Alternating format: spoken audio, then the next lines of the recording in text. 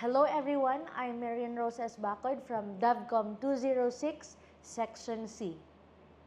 So imagine a barangay receiving life-saving storm warnings through a podcast, or students using ebooks for classwork on low-cost tablets, and local government units live streaming public consultations so families can join from home. In the Philippines, where communities are connected online almost 24/7, the way we communicate development has also evolved.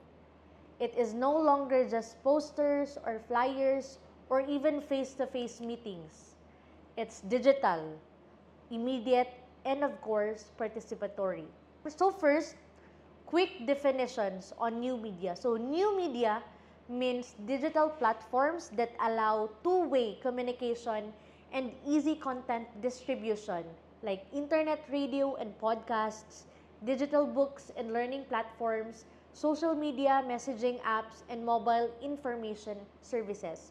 So these channels change how information is produced, shared, and acted on, especially in a disaster-prone archipelagic country like ours. So now, let us bring the idea of development communication work closer to home in the context of field work within the Department of the Interior and Local Government. So as DILG field officer like me, no, we do not just relay information. Of course, we connect policies to people. And with the help of new media platforms, we can reach communities faster, engage them more meaningfully, and of course, make governance truly participatory right where it matters most, especially on the ground. So in DILG, this means informing and mobilizing people about programs like Bantay Corruption, SGLG or Seal of Good Local Governance, full disclosure policy, or even disaster preparedness initiatives. So as field officers, no, we serve as the bridge between the national government and the local government communities. Our goal is to make sure that people not only receive information, but also understand and act on it. And that's where the new media comes in. So first, for example, internet radio and podcasts. Local DILG offices are now exploring online radio or live stream talk shows to discuss governance topics. So for instance, no, DILG's Kwentong Lokal.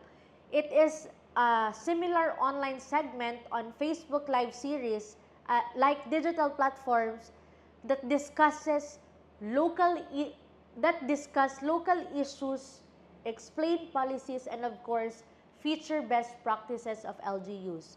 So unlike traditional radio, no, internet radio allows interactive engagement, like citizens can comment, ask questions real time, and of course, receive answers directly from DILG representatives. Second, like ebooks and digital learning materials. So during training in the DILG or at least field orientation, DILG uses digital manuals and e-learning platforms for barangay officials and LGU staff. So instead of printed handbooks, ebooks make it easier to update rather modules. So for instance, the LGMed, one of the divisions in the region, can now share updated barangay governance performance reports or SGLG guidelines in PDF or ebook formats through email or Google Drive. Second, social media and messaging apps.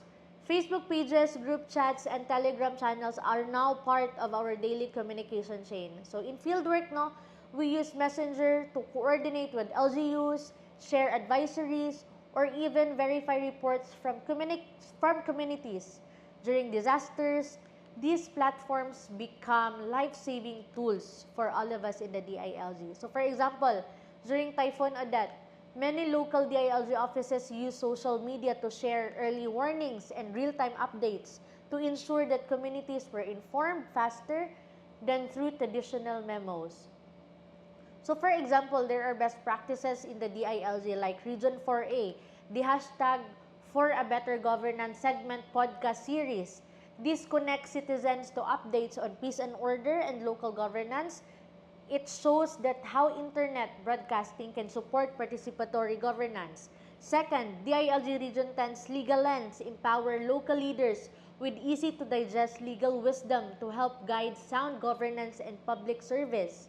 Also, no, DILG Region 8 Servicio Region 8 online campaigns combined infographics, short videos, and hashtags to raise awareness about DILG PPAs like disaster preparedness, reaching thousands of citizens faster than the traditional communication. So these examples show that the new media platforms make our development communication work more efficient, inclusive, and of course, measurable. So that's why DILG communicators need continuous training on digital storytelling like social media management and community engagement online. So to sum it up, no, new media platforms are not replacing our traditional communication tools. They are enhancing them. For DILG fieldwork, they bring faster coordination, wider reach, and of course, greater transparency. So in development communication, these platforms help us move from just informing people to inspiring action and enabling participation. Because at the end of the day, good governance depends not only on policies, but on how well we communicate them to the people we serve.